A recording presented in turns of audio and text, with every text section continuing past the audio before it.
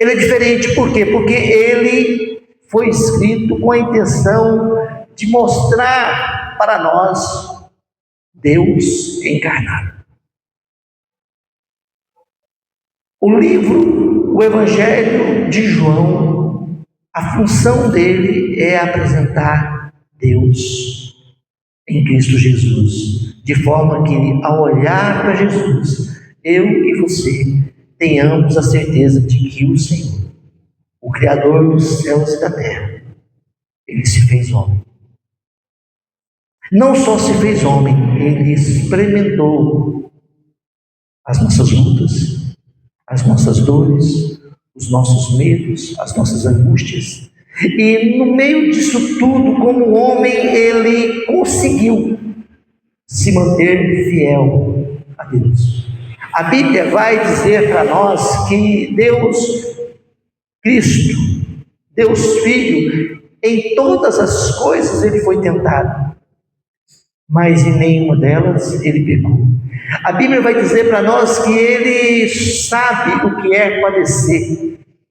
Não há ninguém que pode chegar diante de Deus e dizer: olha, o meu sofrimento é grande demais. Porque nenhum sofrimento neste mundo, seja ele qual for, foi tão grande como o do Filho de Deus, o Deus encarnado, o nosso Senhor Jesus Cristo. Amém? O tema dessa palavra de hoje, que ela começa hoje, e acredito que ela vai só terminar em janeiro, porque vai ser o mês todo falando sobre o livro, sobre o Evangelho de João. Ele tem como tema o Logos encarnado, a ponta de lança da verdade na pós-modernidade. Esse é o tema. Nós vamos fazer uma leitura do Evangelho de João com essa perspectiva atual. Como nós podemos lidar com a pós-modernidade? Sendo fiel a Deus, levando a sério o Evangelho e podendo experimentar das verdades que estão dentro deste Evangelho. Amém, meus irmãos? Eu vou ler somente um versículo com vocês. Fiquem com a Bíblia aberta, porque nós vamos passear pelo Evangelho de João e a gente vai começar a experimentar, como se nós estivéssemos degustando, algo muito saboroso. E hoje vocês vão começar a experimentar desses sabores. Amém? Cada um de nós, de acordo com a expressão do Espírito Santo no nosso coração, nós vamos levar algo novo para as nossas vidas, quando formos para as nossas casas. Amém?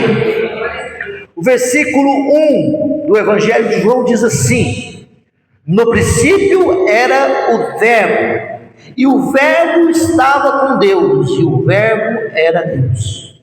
Aqui, meus irmãos, nós começamos a entender algumas coisas que hoje são vitais para nós.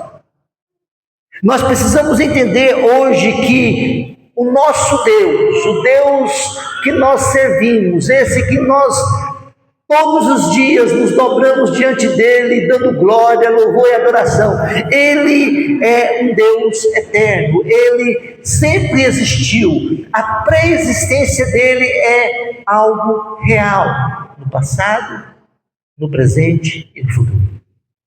Ele é Deus. Se você entrar na tua palavra, lá em Gênesis, aquele livro que foi escrito por Moisés, você vai ouvir, ou vai ler na palavra aqui, no princípio. Essa ideia quer dizer que lá no princípio, ele agiu como ele age hoje. Por isso o texto aqui de João diz: no princípio era o Verbo. Como começou no princípio? E disse Deus. Ele estava lá. Quando Deus abre a boca, pelo poder da palavra, ele começa a fazer todas as coisas. Aquele mesmo Deus que atuou lá no princípio, fazendo todas as coisas, ele nos é revelado aqui no Evangelho de João. João nos chama a entender que esse mesmo Deus que lá estava ali com eles e continuará conosco até que Ele volte. No princípio, nós servimos um Deus que sempre existiu e continuará existindo. Nós vamos ver também nesse versículo que Ele é divino. Cristo é Deus. Nós não podemos, meus irmãos, em nenhum momento tirar a divindade do Senhor Jesus. E o Evangelho de João, juntamente com todas as cartas do Novo Testamento, tem um cunho de combater as heresias, os disse e me disse, as pequenas mentiras que surgiam no meio do povo. Então nós temos da parte de Deus este cuidado de deixar para nós um livro escrito por alguém que andou com Jesus, para que nós pudéssemos firmar a nossa fé num mundo como nós, pós-moderno. Meus irmãos, como há hoje enganos ao nosso redor. Quantas pessoas falando tantas coisas de Jesus, dos apóstolos, eles trazem anjos, eles falam de demônios, eles têm assuntos de para todos os gostos, vou colocar dessa forma, né?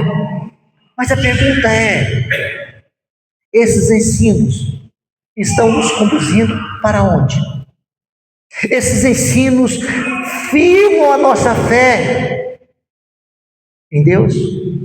Dá-nos a segurança de que podemos acreditar e perseverar na sua palavra. Quando nós olhamos para Jesus, nós temos a consciência de que Ele é o Deus da promessa. É o Deus que também nos prometeu e que, sendo Deus, Ele pode cumprir essas promessas feitas a nós. Então nós temos aqui no versículo 1 a ideia de que Ele esteve no princípio, está agora, que Ele sempre existiu, que Ele é Deus. E mais do que isso, de que por amor a nós, por amor a mim, por amor ao Jefinho, a cada um de nós, Ele se fez carne. Meus irmãos, é extraordinário isso. O Logos de Deus se fez carne. Ele se encarnou. A palavra poderosa de Deus se fez homem. E isso aconteceu porque havia um propósito maior. Isso aconteceu porque era necessário. Queridos, eu estava conversando ali fora um pouquinho com o Jefinho e a sua esposa Ana. Como as coisas estão sutis. Como o Satanás ele está usando de um encantamento. A sutileza das mentiras dele são tão grandes que está muito fácil de se perder nos dias de hoje. Como há enganos ao nosso redor. Como muitas pessoas estão se dobrando diante de imagens, diante de demônios, e não sabem que estão fazendo isso. Jesus precisava se encarnar. Ele precisava pagar o preço. Ele precisava cobrir as nossas vidas com seu sangue. Mas muitos não veem isso. Acham que isso é tolice. Quantos e quantos não conseguem perceber a grandeza do que foi feito por Ele e fica pedindo a Deus as migalhas que caem na mesa. Não consegue sentar à mesa e comer do banquete. Eles estão tão cheios do mundo que eles não conseguem ver a grandeza das bênçãos que estão diante dele e que são deles por causa do sangue derramado por Cristo na cruz.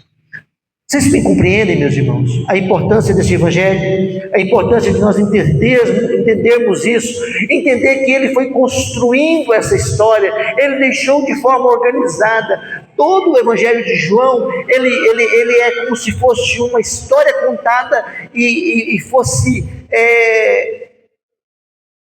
alicerçada, ela foi forjada de maneira que nós não viéssemos a ter nenhuma dúvida da razão pela qual Jesus se fez homem. E isso foi contado de todas as maneiras, para que não houvesse dúvida, para que não houvesse como questionar. Isso é tão verdade, meus irmãos, porque caíram-se reinos, se levantaram reinos, homens lutaram contra a palavra de Deus, tentaram destruí-la, e até hoje nenhum deles foi bem sucedido nas suas empreitadas. Ela continua viva, ela continua eficaz, ela continua cumprindo o papel pela qual ela foi deixada. Nós precisamos, meus irmãos, nos apegar a essas verdades e olhar para tudo isso e entender que o Senhor nos chama para perto, que o Senhor quer que nós venhamos a viver de acordo com a sua palavra. Isso não é uma brincadeira, meus irmãos. João 1:29 diz assim: no dia seguinte, viu João a Jesus, que vinha para ele e disse: eis o Cordeiro de Deus que tira o pecado do mundo. Meus irmãos, havia em Jerusalém, havia em Israel um conceito, uma ideia, havia uma proposta, uma promessa de que o Messias viria, e o povo aguardava isso com uma ansiedade muito grande, porque eles estavam debaixo do jugo de Roma. E João Batista, ao ver Jesus, ele aponta para Jesus e diz: eis o Cordeiro de Deus, eis a promessa, eis aquele que haveria de vir, ele está no nosso meio. Tudo isso, meus irmãos, mostra para nós que a palavra de Deus, ela nos traz verdades que são aplicáveis aos nossos dias. Eis o Cordeiro de Deus. João Batista reconhece Jesus. E ele afirma para mim e para você que esse Jesus é aquele que vai tirar o pecado do mundo.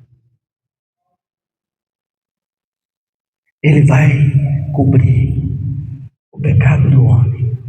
Ele vai possibilitar ao homem um caminho de volta. Ele vai dar ao homem a alegria de poder novamente ir aos pés do Senhor, e não vai precisar de intercessor, não vai precisar de holocausto, não vai precisar de mais nada, porque o livre acesso será dado por meio dele, o Cordeiro Santo de Deus. Eu fico encantado com isso, meus irmãos. Eu fico olhando para tudo isso e eu fico pensando: por que a gente ainda questiona? Por que o mundo ainda se coloca contra? E a resposta é muito simples. A própria palavra de Deus diz que haveria de se levantar os anticristos. E eles estão aí. Todo aquele que trabalha contra o reino de Deus é anti-Deus, é anti-Jesus. Todo aquele. Homens que estão aí falando, lutando, pregando, ensinando outras ideias, outros conceitos, outros caminhos, são aqueles que trabalham contra o próprio Cristo, se levantam contra o nosso Salvador, o nosso Senhor, o nosso Deus. Nós temos que estar atentos, meus irmãos, e nós temos que ver que Jesus veio no tempo certo, para que ficasse marcado, registrado, para que não houvesse dúvida, para que tudo aquilo que havia sido prometido pudesse se cumprir. Nós teríamos novamente acesso a Deus por meio dele. Ele é a figura da promessa. Ele é o abençoador. Ele é aquele que veio para abençoar todas as nações da terra. É nele que se cumpre as promessas. É nele que se cumpre aquilo que foi dito pelos nossos antepassados ou pelos antepassados dele. E é nele que a gente tem que colocar a nossa esperança. Jesus, ele começa o seu ministério mostrando quem ele é. Meus irmãos, há muitas pessoas demagogas, e no tempo de Jesus também havia isso, charlatões, mentirosos, que queriam ter o respaldo social, ele queria ser honrado pelas lideranças, mas eram homens que traziam uma mensagem que não prevalecia. A de Jesus não. A de Jesus não veio só em palavras, veio em poder. A palavra de Deus diz para nós no Evangelho de João, lá em João 2,1, que Jesus foi numa festa, e nesta festa ele transforma água em vinho. O primeiro milagre de Jesus foi a transformação de água em vinho. Vocês conseguem, meus irmãos, imaginar a grandeza desse milagre?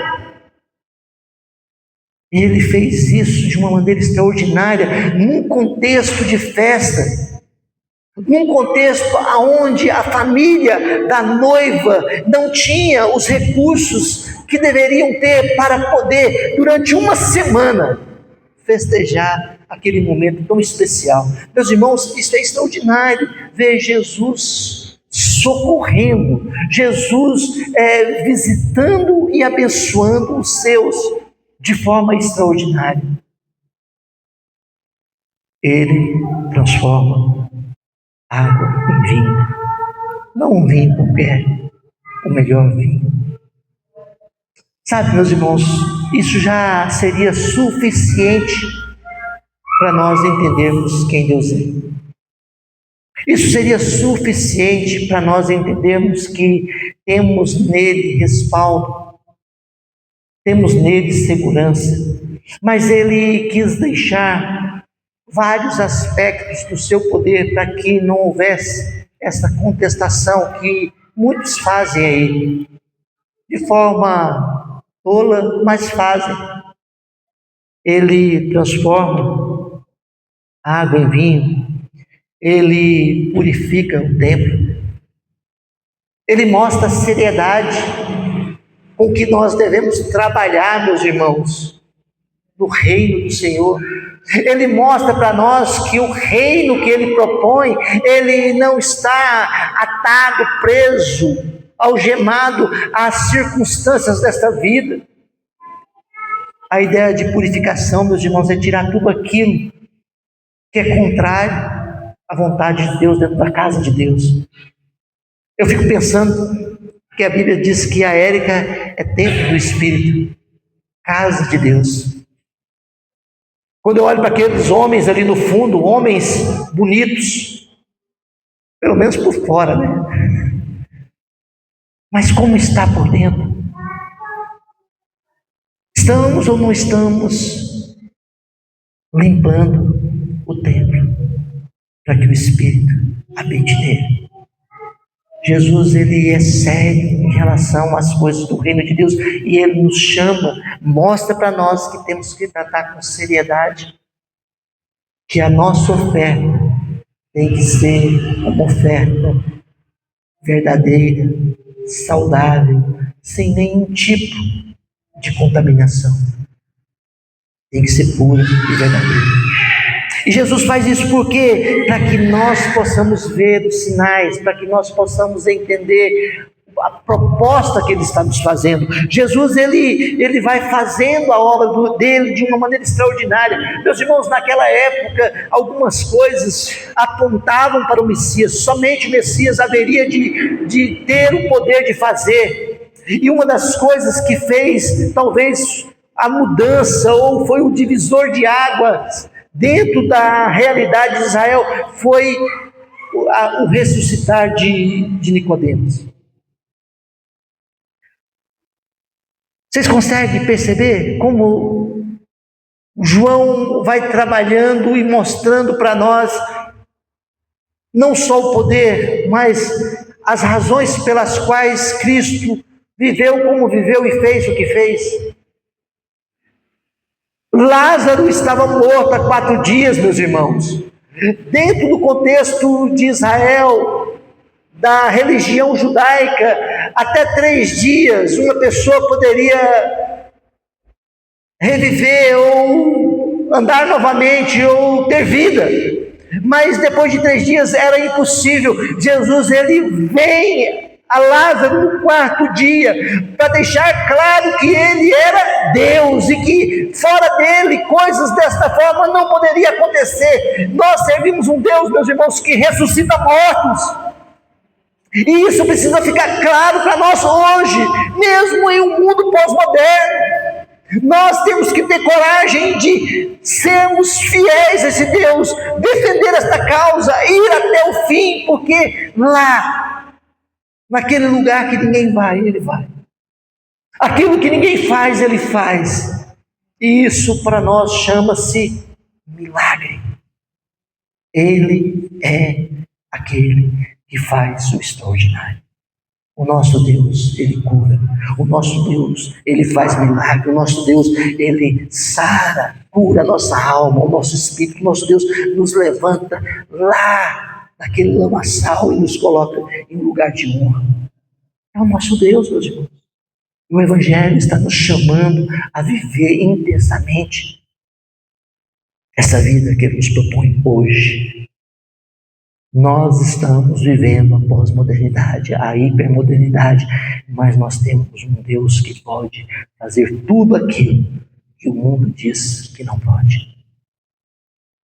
Ele ressuscita Lázaro, e a cena desenha para nós algo extraordinário. Por que é extraordinário, meus irmãos? Porque ele ressuscita aquele homem que é tido como amigo de Deus.